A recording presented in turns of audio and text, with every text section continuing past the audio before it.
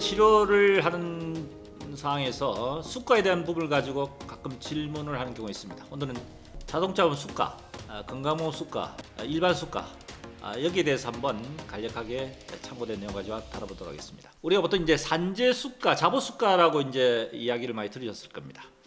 이 산재 수가라는 것은 어떻게 적용이 되냐면요.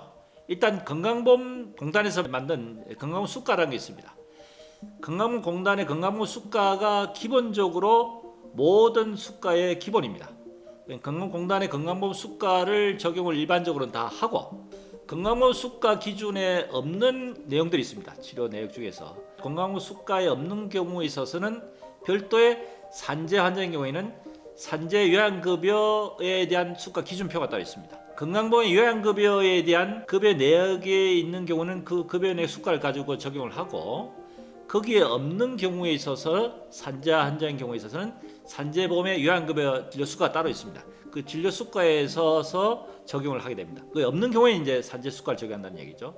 그리고 산재 수가에도 없는 그런 수가 적용 약값이라는 치료 내역이 있습니다. 이런 경우에 있어서는 의료법 제45조에 의하면은 지방에 있는 각 지방 시도의 도지사라든지 또는 구청장 실제 이 환자에 대한 일반적인 치료의 병원에 있어서의 실제 비용에 대한 부분에 대해서는 일반 수가를 고시하도록 이렇게 되어 있습니다. 그래서 산재 수가 같은 경우에서는 건강보험 수가 기본이고, 건강보험 수가에 없는 것은 산재요양급 기준표에 있는 수가 기준을 따르고, 거기도 없는 경우에는 일반 수가인데, 일반 수가는 의료법의 규정에서 일반 도지사라든지 구청에 고시된 신고된 그 수가에 따른다 하는 것을 참고로 하시면 됩니다. 자동차보험 수가도 비슷합니다. 역시 기본적으로 건강보험 수가를 기준하고, 거기 없는 경우에는 자동차보험 진료수가 기준표가 따로 있습니다.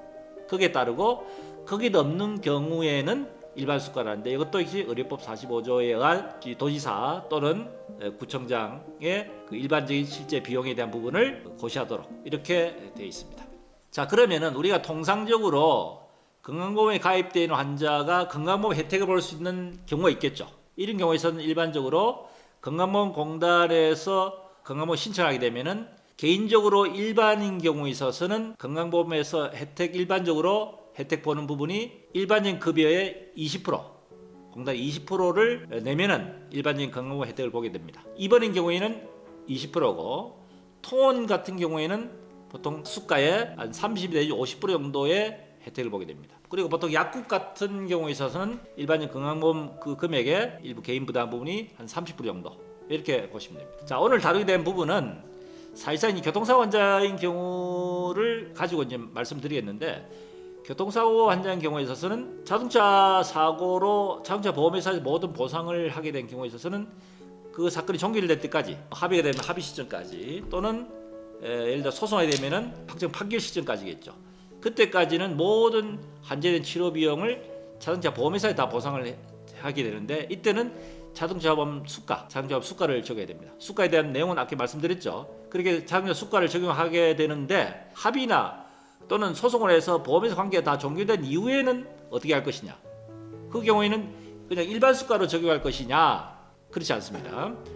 자동차 손해보상법을 보면은 교통사고로 예전에는 자동차 수가를 적용하지 않고 일반 수가 적용하게 돼 있는데, 자동차 손해보상 보장법에서 법이 개정된 이후에는 자동차 보험으로 해서 치료한 환자가 보험회사하고 합의나 소송으로 종결된 이후에도 자동차 보험 수가를 그대로 적용할 수 있다라고 법이 개정되고 난 뒤에는 지금은 교통사 환자로 말씀드렸지만 보험회사 관계가 종결된 이후에도 자동차 보험 수가로 적용이 가능하다 하는 것을 일단 참고로 말씀드리고, 여기다 추가적으로 지금 대법원에서 판결된 내용을 가지고 한번 말씀드리고, 이게 상당히 오늘 중요한 내용인데, 종전에는 예를 들어 가지고 교통사고인 경우에 있어서 교통사고 아닌 일반 재해사도 마찬가지입니다만, 가해자가 있어서 가해자가 자동차 보험을 예를 들겠습니다. 가해자가 자동차 보험에 가입된 자동차 보험 회사를 상대해서 피해자가 이제 소송을 제기하게 되겠죠. 그러면은 소송으로 끝날 때까지에 대한 부분은 자동차 보험 회사에 다 보상을 해주는데, 예를 들어서 자동차 보험 회사에서 치료비 지불 보조를 중단을 했다든지, 이런 경우에 있어서는 피해자가 건강보험으로 신청을 하고, 건강보험공단에서는 나중에 소송이 끝나고 나서 공단에서는 가해자 또는 보험회 상대에서 이제 구상 청구를 하게 됩니다.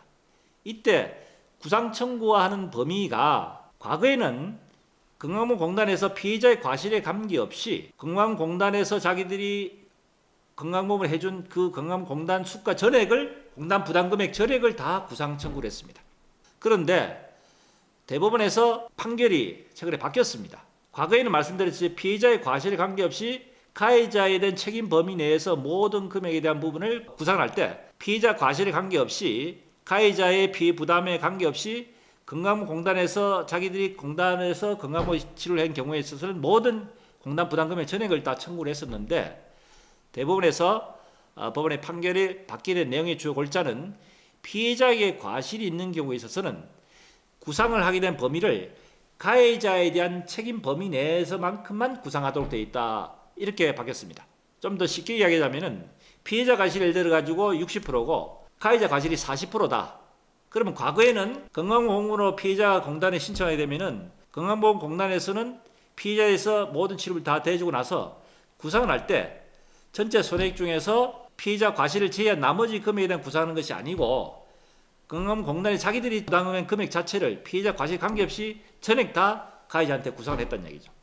그런데 법원에서 판결이 바뀌기를 피해자 과실 부분에 대해서는 의료보험 혜택을 해주고 실제적으로 가해자에 구상하는 것은 피해자 과실을 제외한 나머지 가해자의 과실 부분에 대한 것만 공단에서 구상을 하도록 이렇게 바뀌었다는 얘기입니다. 그걸 달리 보면은 피해자 과실 부분에 대해서는 의료보험 혜택이 된다, 건강보험 혜택이 된다 이렇게 해석이 되겠죠. 그래서 앞으로는 피해자 과실이 많은 경우에 있어서는 피해자가 과거처럼 자금조합 수가로 다 할 게 아니고 공단에다가 건강보험 신청하더라도 피해자 과실 부분만큼에 대해서는 건강보험 혜택을 볼 수 있다 하는 것이 이번 판결의 주요 내용이고 이 내용이 오늘 제가 유튜브를 통해서 수가에 대한 내용에 대해서 전반 정리한 내용의 가장 중요한 골자라고 말씀드릴 수 있습니다. 참고하시기 바랍니다.